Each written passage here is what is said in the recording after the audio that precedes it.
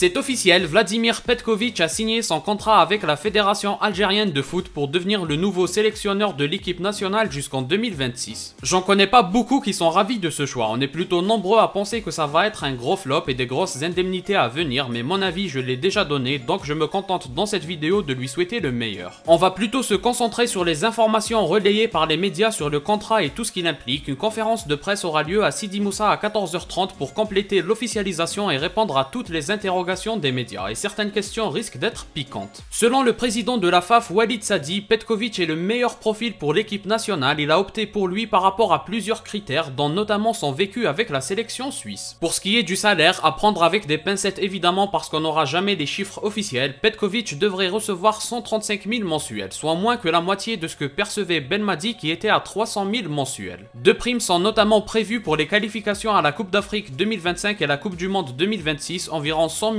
pour la CAN et environ 400 000 pour la Coupe du Monde. Mais encore une fois, en vérité, on ne connaît jamais les montants avec précision. Pour ce qui est du renouveau, on ne sait pas encore jusqu'à combien de tauliers vont être mis de côté pour une nouvelle ère, mais pour le cas Mahrez, l'aventure ne devrait pas se terminer de sitôt. En ce qui concerne la durée de contrat, elle est liée aux objectifs fixés et assignés à Petković. Voici ce que dit le président de la FAF. La durée de la première tranche du contrat arrivera à terme le 31 décembre 2025, période qui verra la fin des qualifications de la Coupe du Monde 2026. S'il parvient à qualifier l'équipe nationale au mondial, le contrat sera automatiquement prolongé jusqu'au 31 juillet 2026 avec les mêmes termes et conditions. Dans le cas contraire, le contrat sera résilié d'une manière unilatérale sans indemnisation. Lors des négociations qui étaient serrées, nous avons tenu à préserver les intérêts de la FAF et de l'équipe nationale. En conséquence à cette déclaration, on veut en savoir plus en ce qui concerne la Coupe d'Afrique 2025 et voici ce qu'il dit. Concernant la CAN 2025, nous ne pouvons pas lui exiger le titre, surtout qu'il n'aura pas assez de temps. La sélection nationale restant sur 2 éliminations de rang au premier tour lors des 2 dernières éditions, donc l'objectif est de se qualifier au 8e de finale et aller le plus loin possible dans la compétition. Et enfin, le renouveau ne concerne pas les joueurs uniquement. Petković sera accompagné de 2 collaborateurs étrangers dans le staff, un préparateur physique italien et un entraîneur adjoint suisse. La FAF aimerait qu'il ajoute un technicien algérien au staff, mais ce n'est pas encore sûr. Voici ce que dit Walid Sadi. La FAF lui a proposé à Petković de travailler avec un technicien algérien comme adjoint, mais tout dépendra de l'entrevue qu'on aura avec Petković. Voilà donc les informations principales à retenir en ce qui concerne la nouvelle ère algérienne avec Petković. Ça ne semble pas aberrant les conditions imposées par la FAF. C'est même plutôt logique qu'une qualification pour la Coupe du Monde soit une priorité absolue où l'échec est impardonnable. Pour la CAN, c'est aussi normal de revoir les objectifs à la baisse en commençant par viser les 8e. Je pense qu'on peut dire qu'avec ces objectifs qui ne paraissent pas trop difficiles à atteindre, Petković pourra travailler sans grande pression, surtout qu'il bénéficie des 2 matchs gagnés pour la qualif en Coupe du Monde avec Belmadi. Place maintenant à vos avis dans les commentaires. Si vous avez aimé, laissez un like et abonnez-vous pour ne rien rater. Partagez aussi la vidéo pour me soutenir. Moi je vous dis à la prochaine, portez-vous bien.